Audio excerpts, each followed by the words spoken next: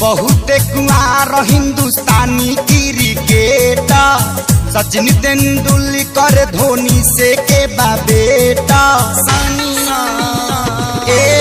बहुत कुआर हिंदुस्तानी क्रिकेटर सचिन तेंदुलकर धोनी से के बेटा